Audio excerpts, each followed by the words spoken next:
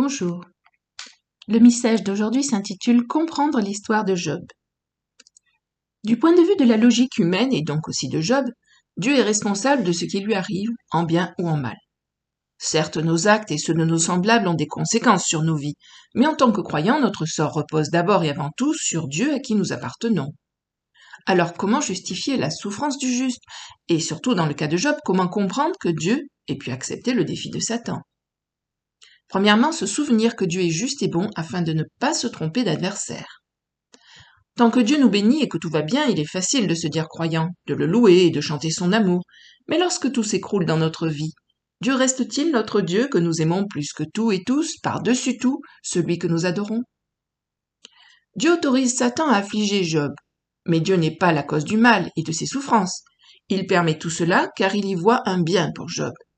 Dieu accorde toujours plus d'importance à l'âme qui va vivre dans l'éternité qu'au corps de l'homme qui va se détruire rapidement.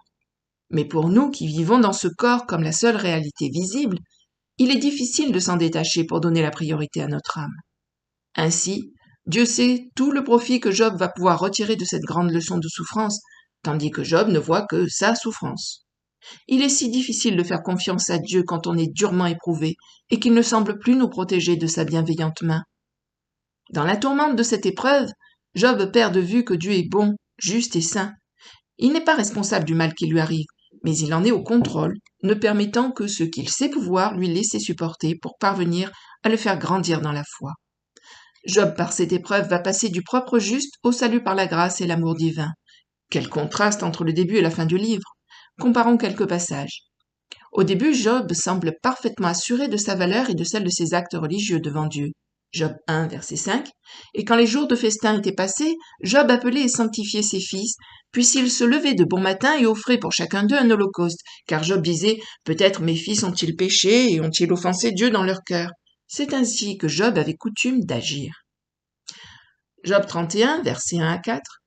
J'avais fait un pacte avec mes yeux, et je n'aurais pas arrêté mes regards sur une vierge. Quelle part Dieu m'eût-il réservé d'en haut? Quel héritage de Tout-Puissant m'eût-il envoyé des cieux? La ruine n'est-elle pas pour le méchant, et le malheur pour ceux qui commettent l'iniquité? Dieu n'a-t-il pas connu mes voies? N'a-t-il pas compté tous mes pas? À la fin du livre, Job a réalisé combien il est loin de satisfaire la justice d'un Dieu si grand, si puissant et si saint, et combien il a besoin de sa grâce. Job 42, versets 3b à 5. Oui, j'ai parlé sans les comprendre, des merveilles qui me dépassent et que je ne conçois pas. Écoute-moi et je parlerai, je t'interrogerai et tu m'instruiras.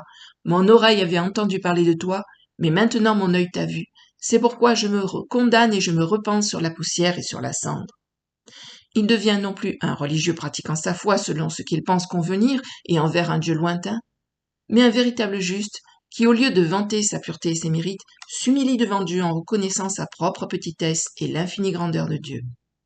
Sa leçon va servir à soutenir et édifier de très nombreux croyants durant des millénaires. Deuxièmement, le risque de chuter. Mais en attendant, Job, au cœur de sa fournaise, perd pied peu à peu.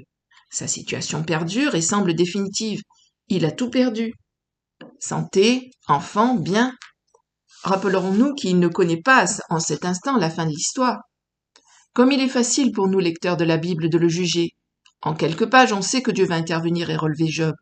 Il n'empêche que Job souffre et que le temps est long quand on est au plus mal, que la maladie et le chagrin vous rongent le corps et l'âme.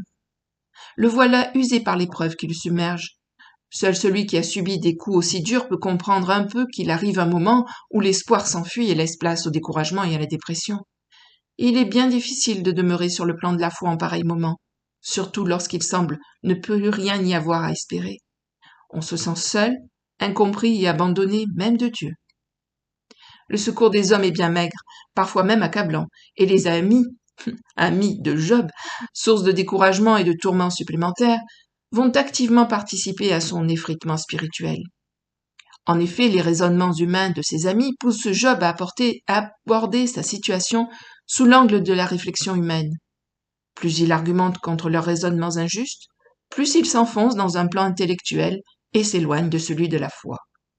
Peu à peu, il défend son innocence et ses mérites, tout en reprochant à Dieu de ne pas en tenir compte et donc de lui nuire injustement. Au fil du discours, Job perd toute sagesse et finit par inverser les valeurs propres à tout croyant. C'est ce qu'Élihu souligne en Job 34, versets 5 à 9.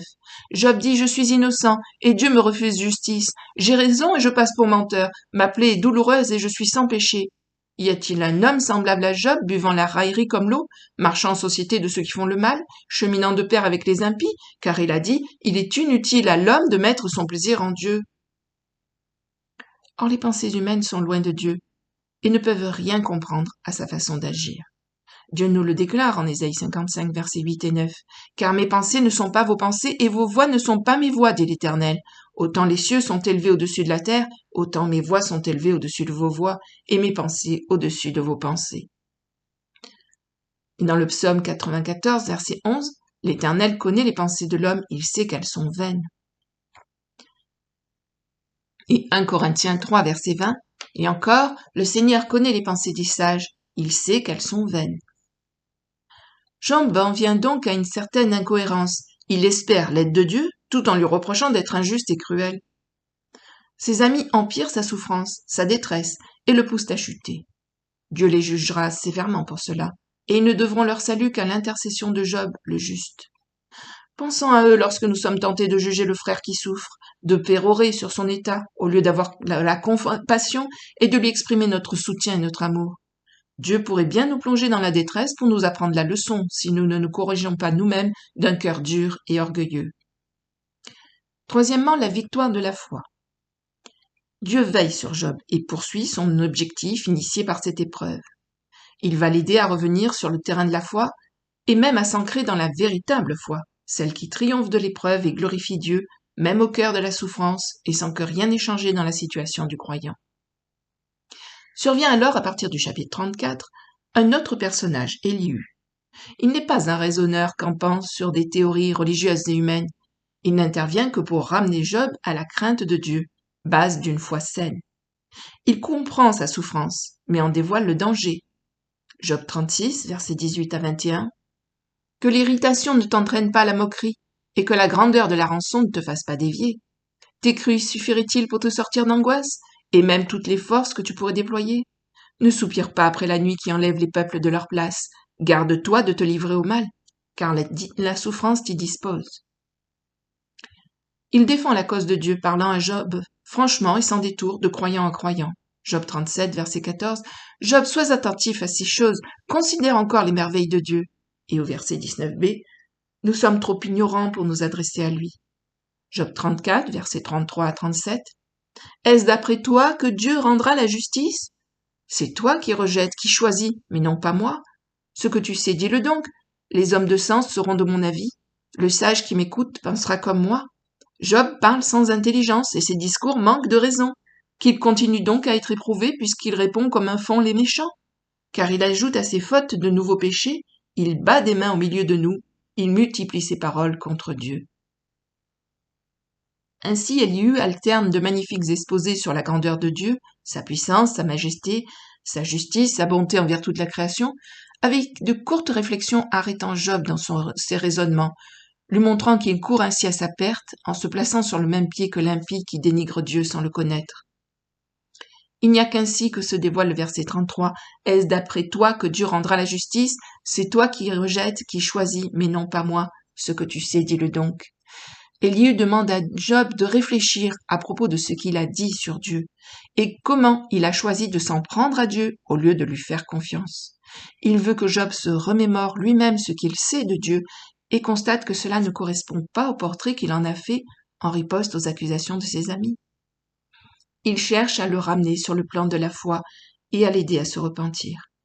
On comprend dès lors la raison pour laquelle Dieu ne demande pas à Job de prier pour Élihu à la fin du livre. Il a œuvré pour ramener un frère à Dieu. Comme en parle Jacques, chapitre 5, versets 19 et 20, « Mes frères, si quelqu'un parmi vous s'est égaré loin de la vérité et qu'un autre l'y ramène, qu'il sache que celui qui ramènera un pécheur de la voie où il s'était égaré sauvera une âme de la mort et couvrira une multitude de péchés. » Élihu lui a parlé avec franchise et sans détour, mais il ne s'est pas placé au-dessus de lui. Il reprend dans l'amour, car il l'aime avec sincérité, et sert le même Dieu que Job. Job 36, versets 2 à 4. « Attends un peu et je vais poursuivre, car j'ai des paroles encore pour la cause de Dieu. Je prendrai mes raisons de haut et je prouverai la justice de mon Créateur. Sois-en sûr, mes discours ne sont pas des mensonges, mes sentiments devant toi sont sincères. Ici, l'expression de haut signifie ce qui vient du ciel, qui est inspiré par l'Esprit de Dieu.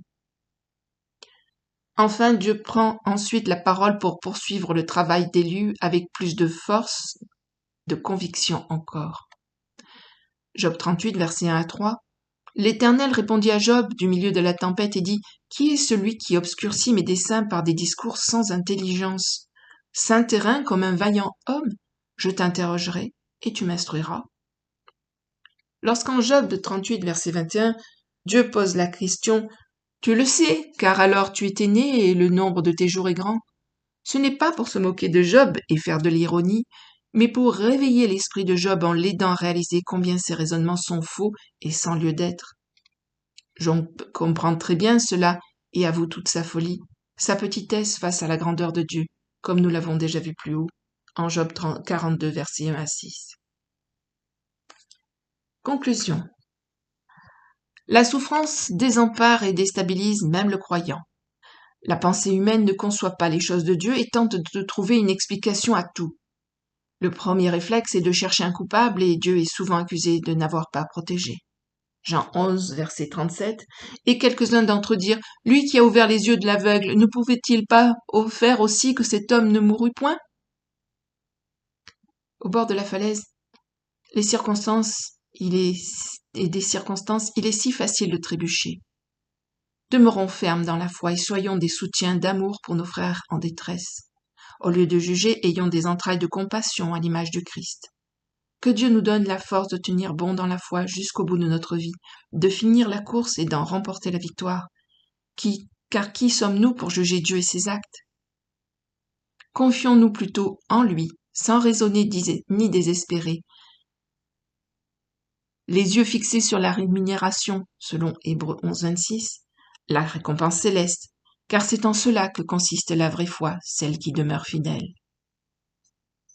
Je voudrais terminer sur 2 versets, 2 Corinthiens 4, verset 16. « C'est pourquoi ne perdons pas courage, et lors même que notre homme extérieur se détruit, notre homme intérieur se renouvelle de jour en jour. » Et 1 Pierre 1, 9. « Parce que vous obtiendrez le salut de vos âmes, pour prix de votre foi. » Fin du message. Je vous remercie de l'avoir suivi, et je vous invite à laisser des commentaires. À bientôt. Merci. Au revoir.